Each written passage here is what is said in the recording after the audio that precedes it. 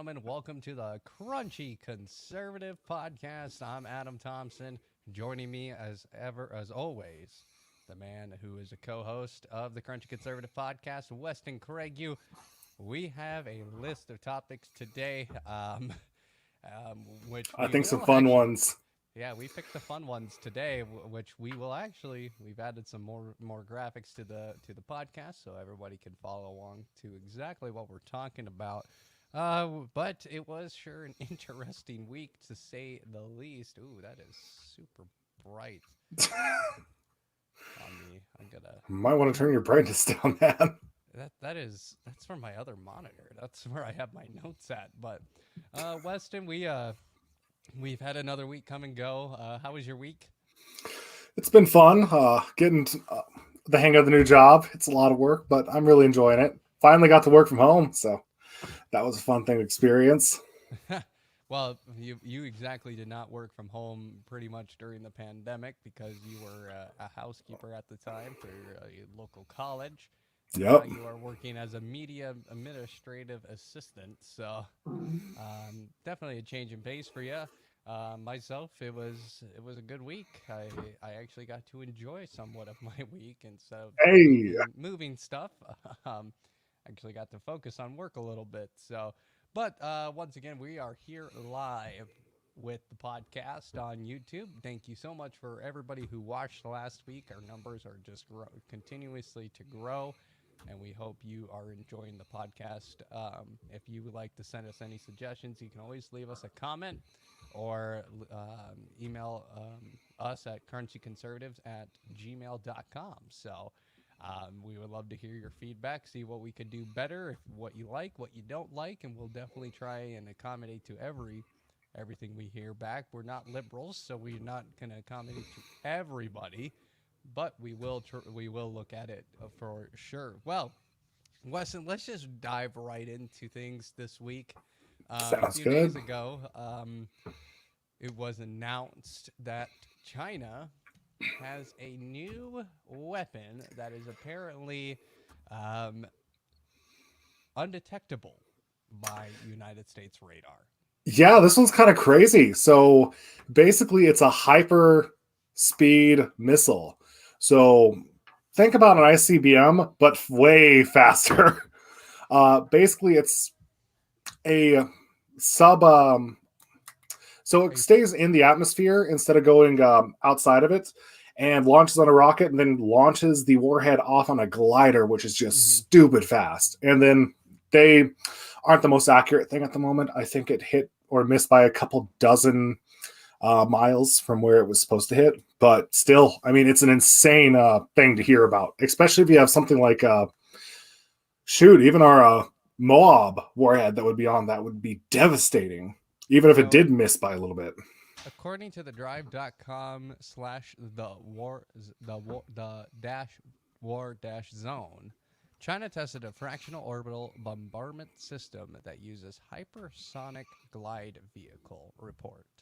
Mm-hmm. That is a new report coming out. This came out a couple of days ago on October 16th. A report from the Financial Times, Dmitry Sevastopoulos, I think is how you say his name, and Catherine Hill states that China tested a nuclear-capable hypersonic glide vehicle that goes into space and traverses the globe in an orbital-like fashion before making its run through the atmosphere towards its target. There would be huge implication if such systems were to be operationalized, and according to this story, which says it talked to 5 officials confirming the test, the United States government was caught totally off guard.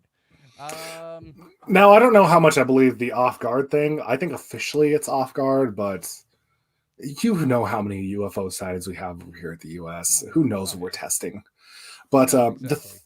the thing that gets me, and it wasn't in the part that you told me or talked to about, this thing can traverse over the South Pole. Historically, we've always worried about Russia and China coming over the North Pole because it's closer, and also rocket fuel is expensive. Hmm. This is one of the first technologies that can go all the way around the bottom of the globe and come back up, and all of our missile defenses are aimed up north because North. that's what it's been about. So, well, I mean, we got to also remember that during the Trump administration, we came up with the Space Force. Yep. That's actually looking like a much more viable thing Yes, it these is. days. Looking at it, because the Space Force, obviously, this would be one of their tasks, is to see things coming in from space and from basically what we would say out of orbit. Hmm.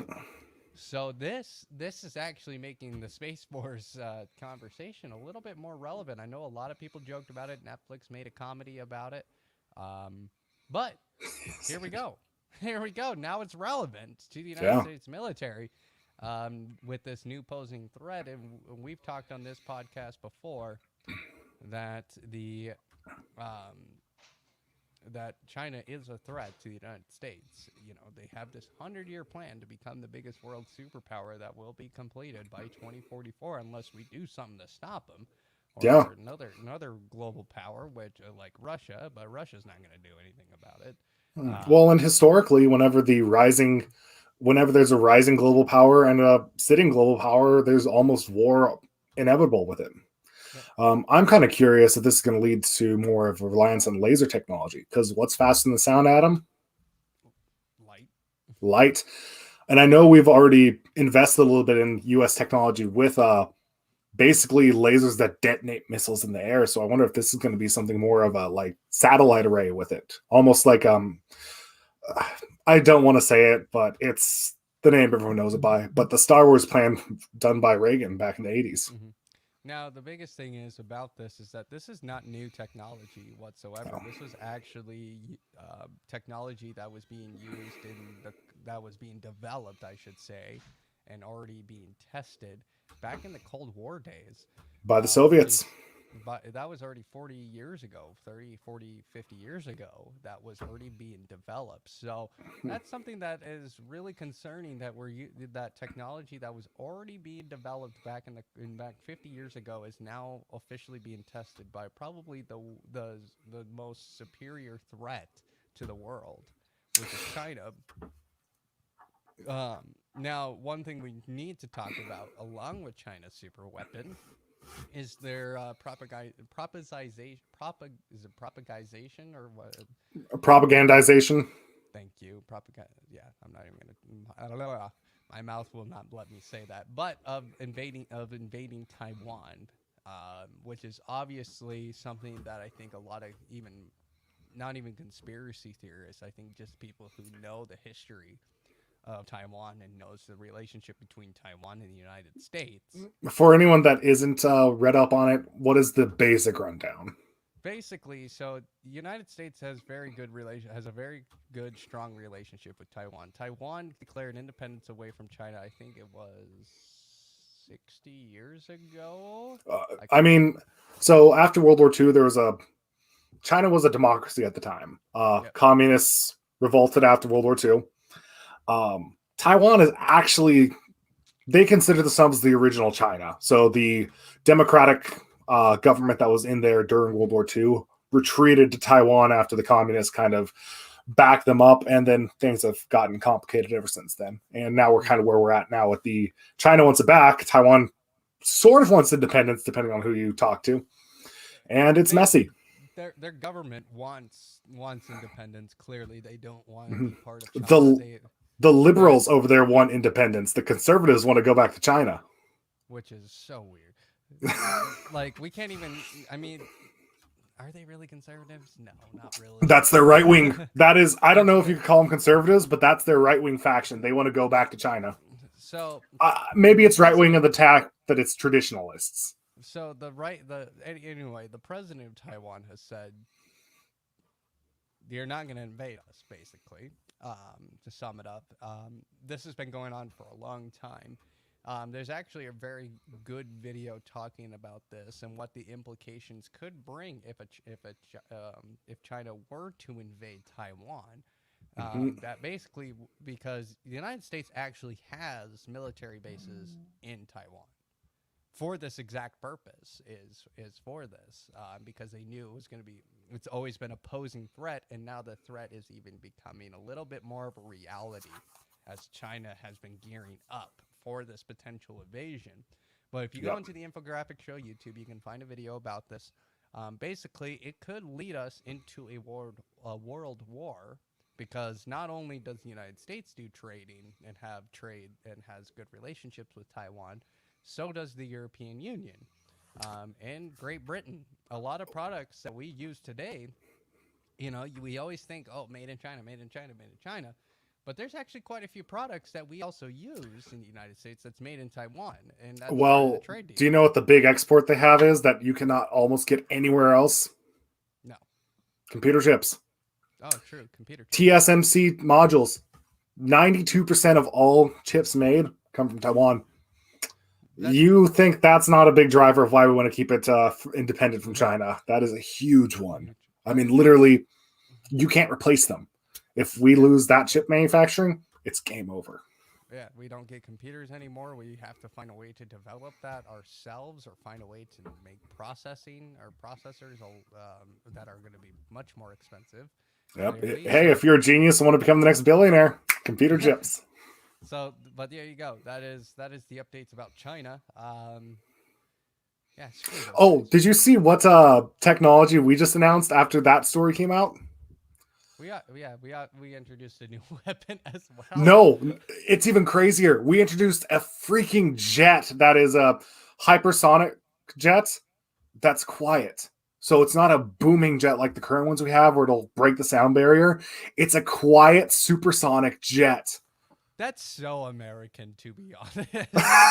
China just comes out. We have a new nuclear missile that's undetectable by U.S. radar, and it's hypersonic. And we've got a jet that goes supersonic that goes... Jet. Apparently it's as loud as a car door slamming. That's as loud as breaking the sound barrier is now, theoretically.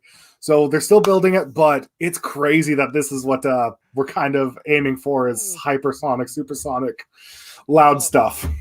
Now that we've discussed international problem, or international threat. Really, I think whoever's the next president, because this president's obviously not going to do anything about it. We're having them sail close to Hawaii. Of course, we're not going to do anything. It's pathetic. It's pathetic.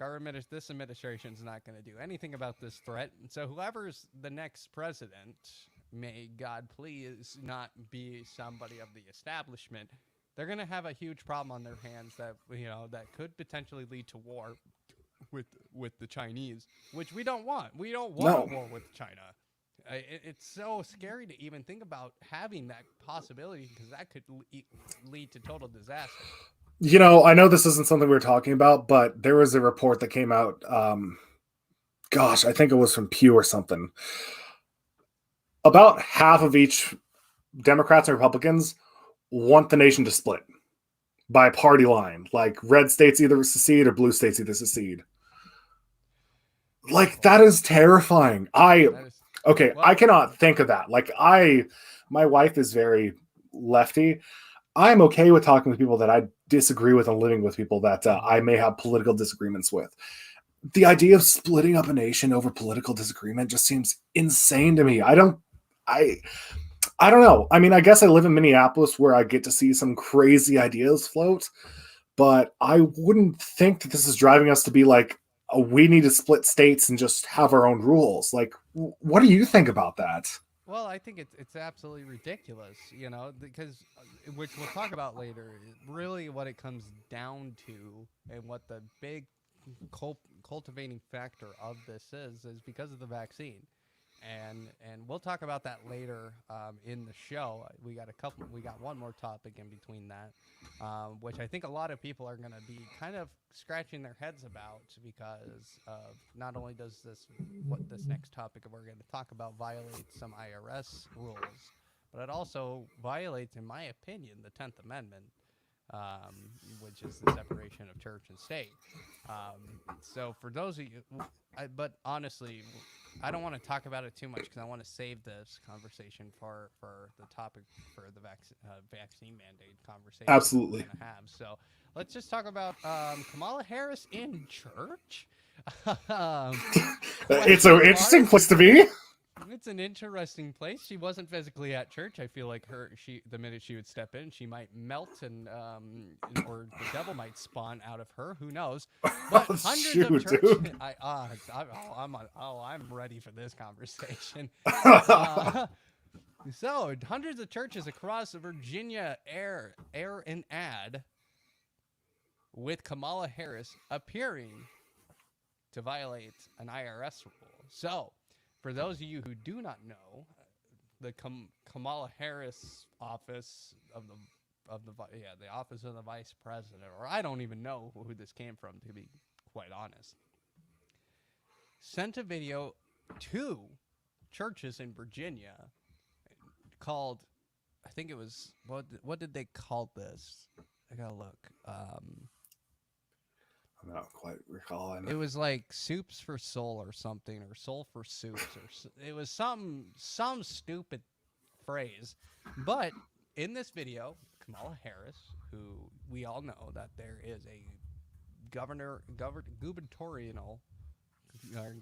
election happening very, very soon, and obviously Souls to the polls. Souls to the polls. Can we just be more original, please? Like, if we're gonna do campaigns like this, I mean, it's better than meth we're on it in South Dakota, but dear God, we can be much more original. Okay, that one's bad because of how the fall. You know what? That one's gonna get me in the weeds. But in this ad, Kamala Harris appears talking about the governor election coming up on November 2nd of this year. And we all know that they don't want a Republican or any sort of conservative in office. And so hundreds of churches, and this is from the New York Post, hundreds of churches across Virginia began airing a political ad featuring Vice President Kamala Harris urging viewers to vote for Terry McAuliffe, or is it McAuliffle, for governor. That is one of the weirdest last names for a governor. Over the weekend, raising questions about the legality of the advertisement being aired in houses of worship. The video advertisement, first obtained by CNN, is set to be aired in over 300 churches across the state from October 17th through November 2nd. The vice president is the star of the ad, in which he calls McAuliffe the leader Virginia needs this moment. Harris starts off the ad citing her own experience in church growing up, recalling singing hymns about how faith combined with determination will see us through difficult times. She called on Virginians to raise your voice through your vote, urging viewers to cast their ballot for the former Democratic governor of the state. McAuliffe, who has been steadily slipping in the polls, is facing off against Republican Glenn Youngkin. Harris' campaign video drew criticism over the weekend, with many questioning the legality of its airing due to the rules set by the IRS that prevent churches and charities from getting involved in political campaigns. Now, this is really concerning because let's just be honest. If a Trump ad was to air inside a church, we would not have heard the end of it. It's just a fact of life, of what we even saw for the 4 years of the Trump administration. But the fact that Kamala Harris is doing this and nobody's saying a word, because we know what Democrats are like. They want to tax churches. They go after the church quite often, but when it serves their needs, obviously they're not going to go after it. Well, I wonder if they're going at it, and I'm not justifying it. I think this is absolutely an abuse of separation of church and state. It's something this country was heavily founded on. But you and I know Republicans traditionally are always seen as the church folk. So maybe in their heads, they're just like, oh, they do it all the time. Let's do it. Except, you know what we don't do? We don't air political ads in church. We do not. Maybe some do. I'm not going to say everyone doesn't, but I have never seen a political ad in church. Now, has our pastors maybe said a political message, which does break Rule 7 too? Yeah, it happens. It's not great. It happens. But I don't like that, just like I don't like this. But see, and this seems a lot more Sorry, I'll let you go. Go ahead. But Finish your this point. seems a lot more offensive to me just because it's the vice president, someone that should be abiding by the law, someone that should be upholding it to the letter, being so frivolously breaking it. It's incredible. And that's the point I was gonna make. You know, it's one thing if a pastor sends some political messaging. That's one thing, because in all honesty, a pastor can really do what they want inside their own church. That is what. However, a pastor has a lot of influence, so it's not great. Yeah. But when an active member of government and of an elected position is doing this, that really, that's a bad image that we really don't need for this country, because it's just showing that the government's trying to get more involved in church. I mean, last year with the COVID-19 pandemic, we saw churches being shut down, pastors getting arrested for breaking COVID laws and COVID restriction laws. And there was no need for that. You know, we can sit here all day long and say, "Oh, yes, it was. Yes, it was," from the people who will not agree with me. But the thing is that that's kind of scary notion that our vice president is currently actively breaking the 10th Amendment and also an IRS rule, which I don't know why there's an IRS rule. I mean, that should have been covered in the 10th Amendment. But honestly, well, the IRS didn't exist. Well, yeah, true. The IRS did not exist, but also at the same time, it's covered in the Constitution. I mean, it would not surprise me if here in the next week or two, if this really draws the attention of Congress, because honestly, they need to figure out who came up with this idea, who came up with the ad, this political ad, and needs to shut it down immediately, because it's just it's one thing for pastors, okay? That's just, you know, they'll do what they want. That we can't control what pastors do. But we can control what happens inside a church with our political officials. That's really it. If our political officials are overstepping the bounds of that church and state separation, we have a very big problem at that point, a very big constitutional problem. So this will be very interesting to see what Congress does with this. If they'll even bring anybody into questioning for this, if anybody is going to bat an eye at this. Obviously, some are already. But the real question is, will this continue? Will there be any action done? Probably not, with how useless our congressmen and women are right now. Is this impeachable? Yes, I think so.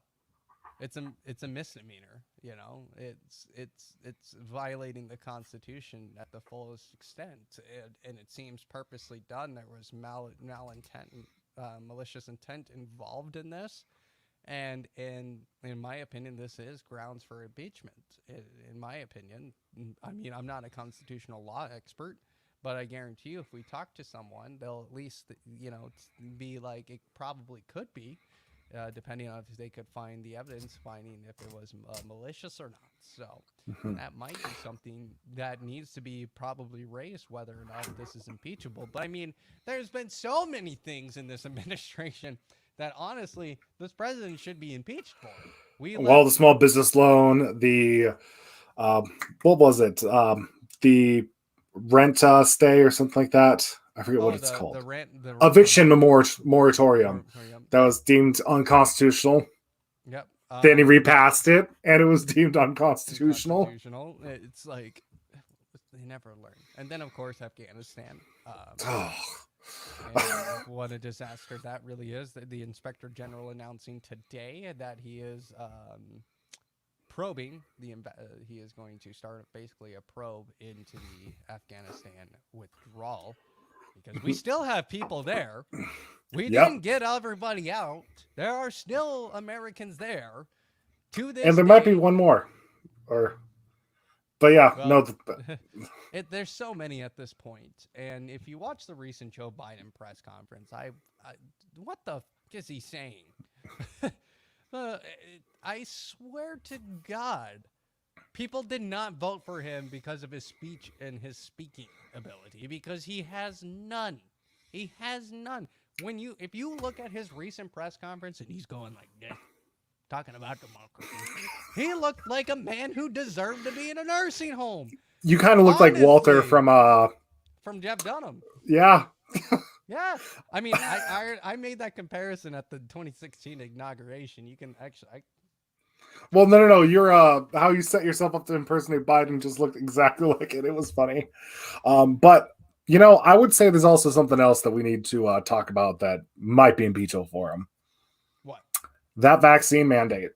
That vaccine mandate. So, vaccine mandates are not working.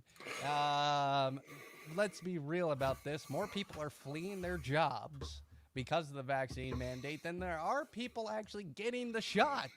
Um, in all honesty, we saw Southwest Airlines last week delaying flights and having to postpone and cancel thousands of flights across the United States because they would not admit to it, but because of this. It's because of this. It's absolutely absurd that that they think this mandate is going to work. Now we're seeing employers. I saw one employer on TikTok talk about this. Actually, I was scrolling through TikTok and this video popped up, and I absolutely credit to this guy. You know what he did? Instead of firing the 92 employees that were not vaccinated, he fired the people who were to get his numbers under 100 to protect the majority of his employees. In my opinion, that's a good thing to do. I'm not advocating for those to fire those who are vaccinated, but it's unfortunate people are losing their livelihood over this, man. Yes, people are losing their livelihood, and this is what I really expected. It was either get your numbers under 100 if you're a small business with over 100 employees, to not have to abide by the vaccine mandate, or get rid of 90% of your staff. Honestly, that was the right route to take, in my opinion. He didn't want to fire his staff and have to rehire 92 employees when all he had to do was have to rehire now 7 employees. That's 92 versus 7. I'm going to take the 7 because hiring's a problem. Hiring is a bitch at moment for a lot of people, and it's just a lot. It's time consuming. It takes a lot of patience and a lot of time that could be focused in other areas. So, and I'm not advocating for this, though. Yeah, it's something that I don't think needs to happen. What needs to happen is policy change. Yes. Well, that's exactly what needs to happen. Absolutely. And you and I, we're not anti-vax. We're both vaccinated. We're just anti-authoritarianism to this extent. Yeah. This is an absolute overreach. In fact, the way they're going about it is just so stinky. You'd think this would come as a executive order, some sort of law passed by Congress. How are they enforcing it, though? An OSHA rule change. Honestly, how are they going to enforce this? How are they going to follow up with this? Not to mention Texas, this is the part I love, just passed a ban on vaccine mandates by employers. So I'm going to be honest, as somebody who works in an area where OSHA does get involved. Luckily, OSHA doesn't get involved with us because we're too small. But I've worked for companies that OSHA would be involved directly in some of these things. And it's probably one of the more useless points of government, because they'll come in, we'll clean up our act just for them, and then the minute they walk out those doors, we're back to our normal shit. I was a walking OSHA nightmare. OSHA would hate me if they knew half the stuff I've actually done. Oh gosh. Climbing up on a crane and without a harness, or being up on a 12-foot ladder without proper gear, to hang up a 2-ton video board, scrims, and try to get that done. I mean, people are going to do what they got to do to get the job done. I was just going to do what I was going to do to get the job done. I have many stories that I can tell you that were definitely not OSHA approved. So you were lifting forklifts with forklifts, I imagine, just like the TikTokers. I mean, I've seen that happen before. Yeah. That's actually kind of a funny thing to see. Here's an interesting notion. So you've got OSHA in South Dakota. We don't in Minnesota. We're one of the states that actually have their own state-run worker safety program called, get this, it's called MinOSHA. MNOSHA. Because we're really creative with our terms over here. Minnesota. Basically, the reason that is, so MNOSHA, I'm going to hate this word. It sounds like a town. It sounds MNOSHA. like a town in Minnesota, man. I know. Like, it sounds like a town you would find in northern Minnesota. For real. But so MNOSHA has all the same rules as OSHA, but a few extra ones. So that's why it's different. They allow it to govern in Minnesota without federal jurisdiction because it's governing the same stuff. So MNOSHA. Minutia. I mean, Not minutia, MNOSHA. well, the question is, since they've only done the rule change at the federal level, will they have to change it at the state level? Because that actually could get very interesting legally. I believe so, because of basically they have to, from what I understand, I could be understanding this very wrong, but from what I understand, they enforce all the same rules. They just have an extra few other rules. This could get interesting in Minnesota if they actually tried to push this vaccine mandate at the state level.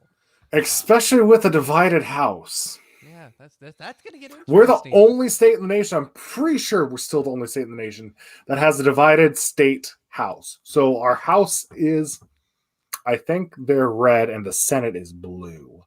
That could be flipped. But I would say that's probably flipped. yeah, it might be the Senate that's red and the House that's blue. But regardless, Because it's a there's divided more legislature. There's more House districts in Minneapolis than there are Senate districts. There are. You're right. Just saying. Like logically, it would make sense if the House of Representatives was a blue house and the Senate was red. Although you should see how many. Something went terribly wrong. Yeah. In the So last election. it is, the House is blue and the Senate is red. That's absolutely right. Bing, bing, bing. Wow, I'm good at that. You're good at that. That makes a lot of sense anyway. So, I mean, it makes a lot more sense. Honestly, It if like I said, if it was the other way around, something went terribly wrong in the last election. well, okay, here's the thing. The districts are the same. They're just divided in half in those districts. So there's 67 senators and 134 representatives. That makes So they've got the Senate district, and then the House district is like bisecting that. sense.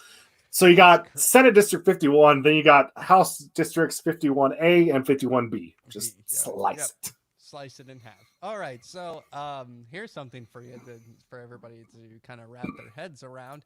More than a third of Chicago police officers defy city vaccine mandate, and this is from CNN themselves. Like the most unhonest journalistic website there are, but I'm guessing they're pretty honest about this one. More than a third of officers. What would you trust more? Russia Today, South China Post, or CNN? Oh boy. That's a hard one there, buddy. You're kind of putting them all in pretty much the same category, if you ask me. Oh boy. Propaganda. From CNN, about 45,000 Chicago police officers didn't report their vaccination status by October 15th as mandated by the city officials said Monday. That means roughly 35% of the city's 12,770 police officers could be placed on no pay status in the foreseeable future. The Chicago Police Department has the lowest response rate of any department in the city. But I see they've got Minneapolis Police Department running theirs too. Yeah. So, yeah. I mean, police. The thing is that what is going to happen with this vaccine mandate? Obviously, it's not working. People are not going to go get the shots. We're seeing people quit their jobs, and this really backs it up.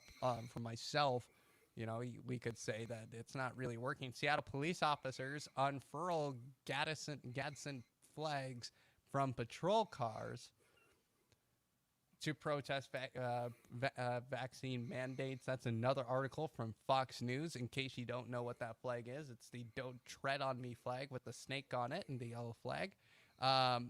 So clearly people are taking a stand, especially our first responders are. We're seeing nurses who have been nurses for 15, 20 years quit in the healthcare industry because they're not going to get the vaccine. Um, and then, of In New York, course, they were saying they're going to bring in National Guard to make up for any shortages if they happened. yeah, let's not bother the National Guard people. And then from KCRA in California, this parents not happy with California's student vaccine mandate protest at Capitol. Um, this is in Sacramento after basically when Gavin Newsom putting out. So lots of student protests are happening as well with this vaccine mandate. This is getting out of hand, and I really don't see how we're going to get past this point. But either with the only way it's going to get solved is if one, there's policy change, or two, people are going to just start fighting back. That's really it. Here's the thing, though. Gavin Newsom got recalled. What happened? 68 to like 22 or something like that. People don't want policy change. I mean, we always say that if you want policy change, vote people out. And it seems like people are very satisfied with having a boot over them, unfortunately. Yep. Apparently. Well, here we go. Southwest Pilots Union, Southwest Airlines Pilots Union, asks courts to delay vaccine mandate. I mean, this is Wow. Wow. Really? yeah, So they had to come out and say something. yeah. They came out and said Interesting. something. Yeah, this is getting out of hand, Weston, and really it's now or never for a lot of people. I feel like, and either we're gonna have a high unemployment, and the majority of those people are gonna be unvaccinated who are unemployed, and we're gonna have a low employment rate amongst these several industries Hmm. because honestly, people don't want to work in healthcare. Like, I mean, let's be real. People who work in healthcare want to work in healthcare because Yeah. they love healthcare. It's you can't find people who are not going to do that, who are just going to willy nilly going to go do that, especially at the low rate of pay and the over Yeah. amount of hours that they have to put into it. Especially You and nurses. I, we're both sons of nurses. Well, Oh, I'm not. we understand. Oh, My dad was an ER tech, so not a yeah. nurse. And my mom was a registered nurse. So uh, you and I understand the hours they work. Like Yeah, it's ER techs brutal. are worked like dogs. And same with nurses. I mean, they Yep. have long hours on their feet pretty much the entire time.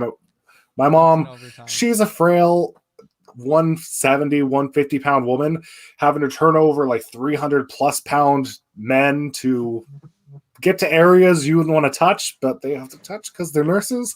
It's not a fun line of work. It's really not. So, well, Weston, we're gonna shift gears here because for you, this was terrible news. This was heartbreaking news. For me, I kind of and this happened right after our show last week when this news came in.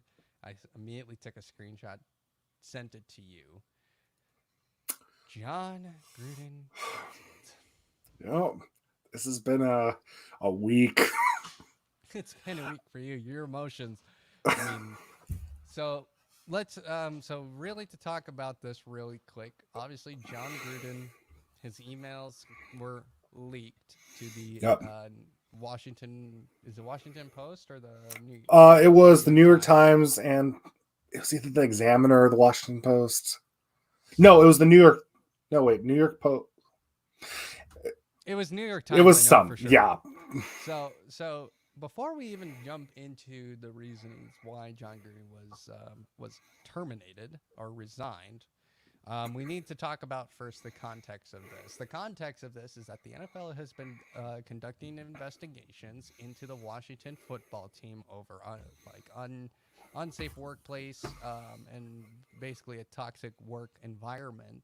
And forcing Cheer, somewhat of sex labor, too. yeah, basically they asking cheerleaders to pose topless and doing favors for top executives, but and this investigation was into the Washington Redskins, not Redskins, the Washington football team. The name Now, redacted. the name protected. Just choose a name.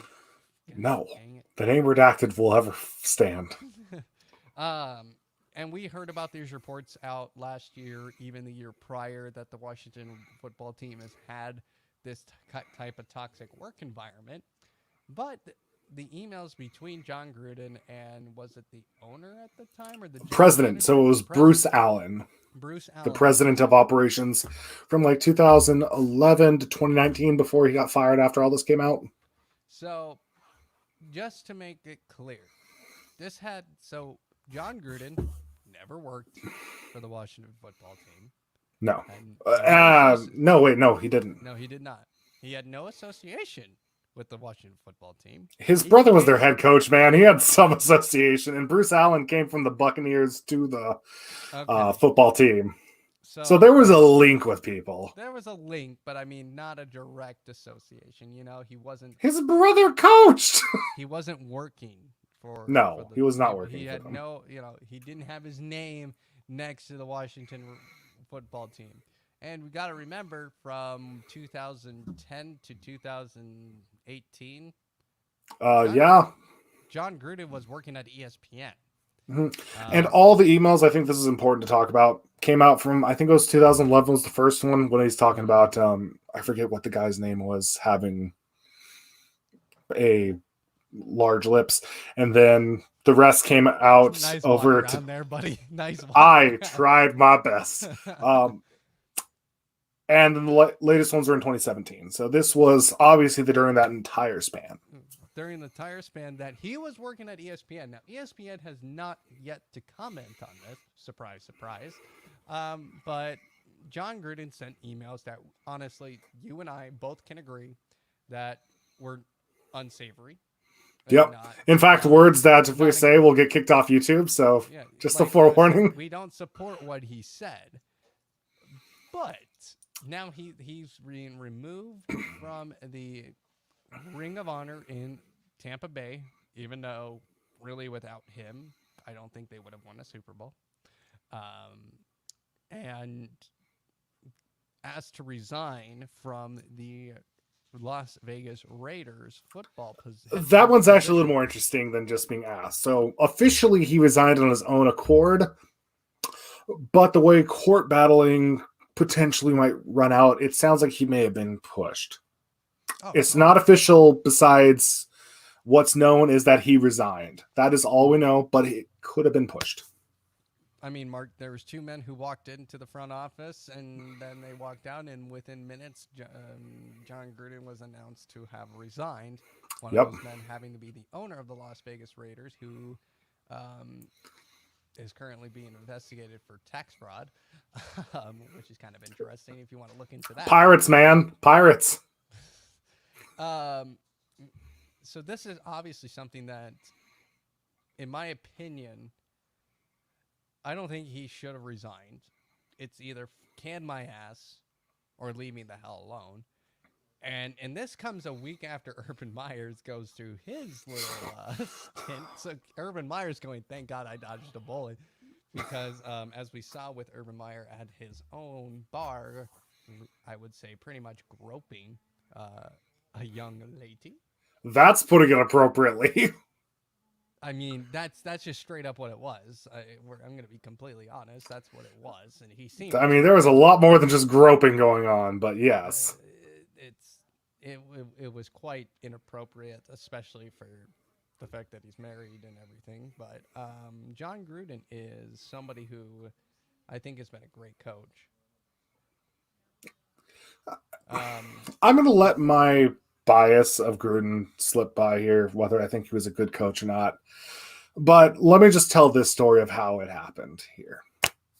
So 2017 rolls around. Raiders coming off a glorious 2016 season under Bill Musgrave running the offense and Jack Del Rio running the defense. 12-4, made the playoffs the first time since their Super Bowl run in 2002.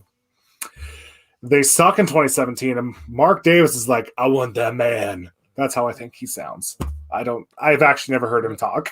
real quick, for everybody watching this, Weston is the biggest Raiders fan out there. I try to be. This man's been a fan of this team when they were in the town of Oakland. Okay. All right. And when they moved to Vegas, his passion and his love for this team has not gone away. He So loves much this so that team. I now favored a perennial Stanley Cup fan of the Vegas Golden Knights. Sorry, that was a funny joke. I couldn't. That is perennial Stanley Cup. Lol, they're not even gonna win one in a long time, buddy. They've been there once. But going back to the conversation, continue on. I just wanted to interject that point, just so people understood. Hey, you are actually somebody who's a big Raiders fan. Yeah. So he sees Gruden. He's like, I want that guy back. Um, so they ignore the Rooney Rule. And here's something that I've always trounced on the Raiders with. I think they are one of the most effective teams at being diverse. It's not because they look for people because of their appearance or anything. They look for the best person, and it doesn't matter who they are, they go after them. Mm-hmm. That's why we've got the first Hispanic winning Super Bowl coach, first Hispanic winning Super Bowl quarterback, first African American head coach, first female team president, Amy Trask. Yep. This is all before 2000. And then you get to 2017, 2018, and it feels like Mark Davis blatantly ignored the Rooney Rule, something that I think is somewhat effective. But basically, the Rooney Rule is that you have to interview 2 minority head coaches at least before you hire a head coach. They interviewed, I forget who it was, but then they also interviewed the tight end coach of the Raiders. They weren't taking it seriously in the high group. And quite honestly, I think this is a perfect bow on it to bite them in the back for it. Mm-hmm. Also, the dude was being a jerk. He was calling things I would consider unreconcilable with your boss. I think it's less of a cancel culture thing and more of inappropriate previous behavior in such a manner that it is impossible to ignore, and that's why he got fired. But he also had an email of the topless cheerleaders too. So I mean, there was some bad stuff in the emails. In my opinion, though, he was working at ESPN during this time period. He He was was, not even yes. working in the NFL. He wasn't paid by the NFL. He wasn't paid by an NFL team. He was being paid by a sports network during this time frame. Immediately Yep. as he was hired as a coach, unless they find something, in my opinion, he didn't say anything about it because he was a coach again. He was having to clean up his act. And in my opinion, you shouldn't be criticized and scrutinized, you know, for saying, and honestly, the things that he did say, we don't agree with. We think No. what he said was very shameful. But I think an apology and some maybe sensitivity coursing and everything would have done, in my opinion, more good for him, because now we just got rid of somebody who was a decent coach and somebody that the team actually liked. And honestly, Keyshawn Johnson came out and said that he's a fraud. He was a fraud then. He's a fraud now, just like a car salesman.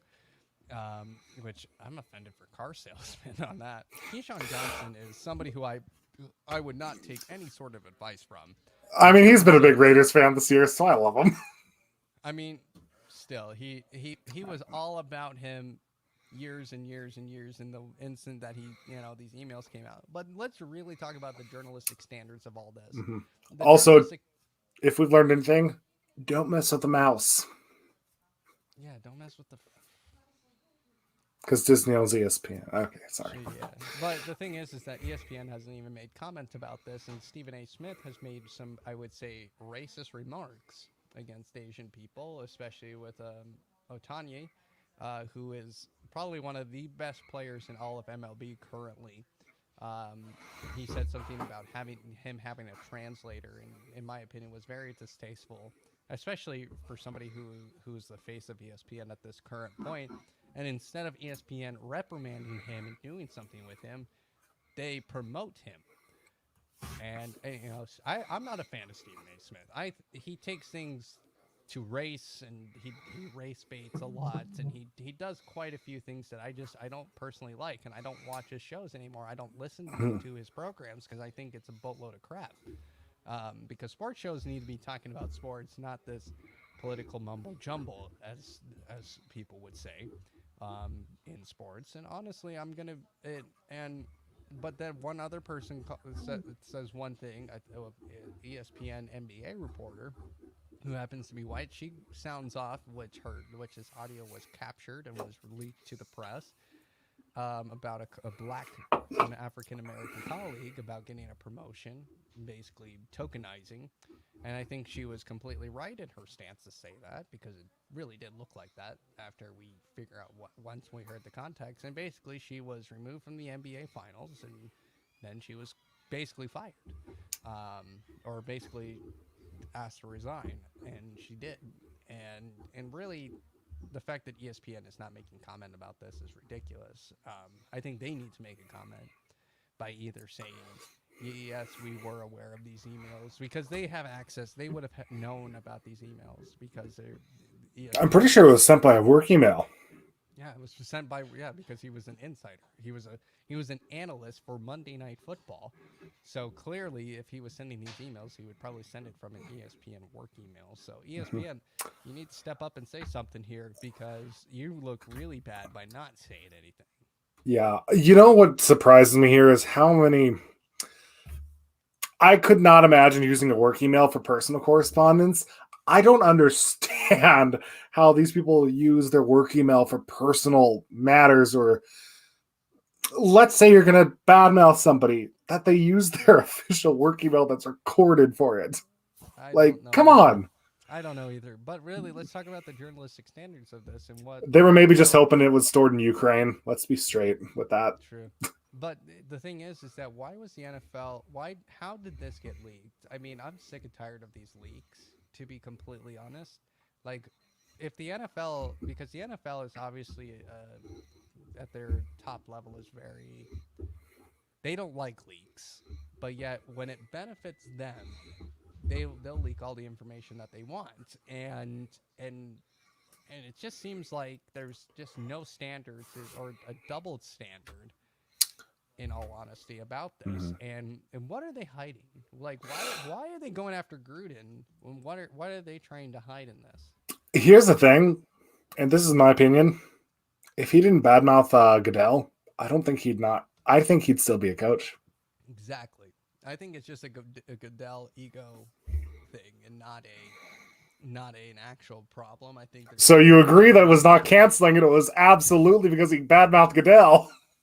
Well, I think it was also cancel culture. It's using cancel culture to basically boost the ego of Roger Goodell and be like, see, he said something racist, even though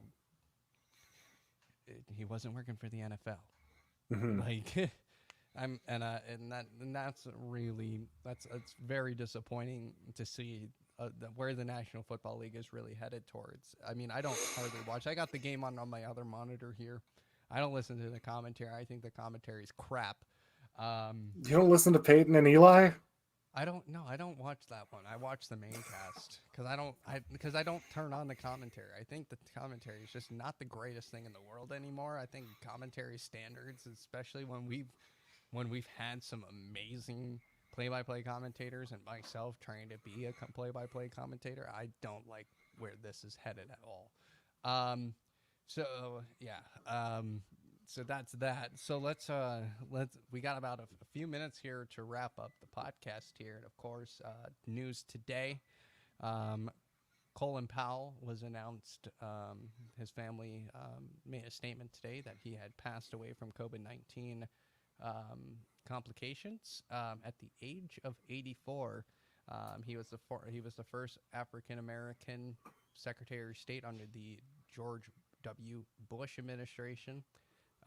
If you don't know much about him, he's actually a very interesting character. He was somebody who did not want to go into Iran and Iraq. He felt like that was a very poor decision. He was a very straightforward type of guy. Just learning about him a couple of years ago, because I was too little to even know who he was when he was in office and in his position, but learning about him later in life, he was one of the good guys, and we lost somebody very important to the United States, and somebody who I think a lot of people did like, because he was just straight to the point and very honest about things, and he wanted to do the right thing. And honestly, it's hard to kind of think about the fact that if he would have stepped in a little bit more, if he, and maybe been a little more assertive. And I mean, I'm not saying he wasn't, but we probably would have not have had a war in Afghanistan at all. With it be, and really it's because of him, who wanted to defend, who didn't think it was a great idea, and he was also somebody that was um, told by George W. Bush, by his father, George H.W. Bush, that he needs to appoint him as Secretary of State. And honestly, we our wishes, our thoughts and prayers are to his family.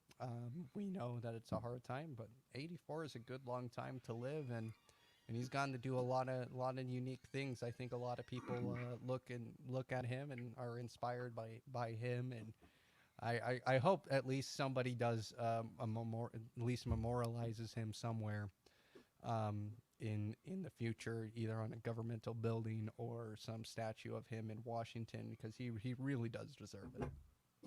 Yeah. So we hate to end on a sad note, but that was what I wanted to kind of end on. It was the life and the memory of Colin Powell, somebody that I think a lot of people can inspire to be someday if they just research him a little bit, watch some documentaries about the Bush era administration, and watch what he tried to do. In even though he didn't get his mission done that he wanted to get done, he stood his ground, and he stood up for what he believed in. So that's something that we will always carry in our hearts, and we wish his family all the best, and our condolences to all his friends and family. So, well, Weston, that is going to wrap up another week here on the Crunchy Conservative Podcast.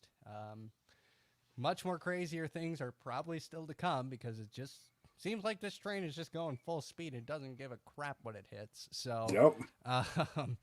but, maybe we'll talk about super light weapons next year. Next. Yes, we only do this podcast once a year, Weston. We are in the year 2024. It's a very special occasion, all right? What It's a next one-time week? deal. Next week. So make sure to hit that subscribe button, hit the like button. We appreciate everybody who comes in. We would love to see more subscribers to help boost the channel. That helps the algorithm out, as we're discovering, is that the more subscribers you have and the more likes you get, the better it is. And of course, you can watch this podcast live or just rewatch it. If you watch it live, we love to see your chat. If you don't watch it live, just leave us a comment below, and we will definitely address it and see your comment. And if it's something we like, we'll definitely like it. And of course, this podcast is meant for everybody. If you agree with us, don't agree with us, we want you here. We want to talk to you guys, because that's how we get this back together. This is how we unite. Is when we start having a conversation again about these things, and hearing each other out and finding the common ground. Respectful Right now, discourse.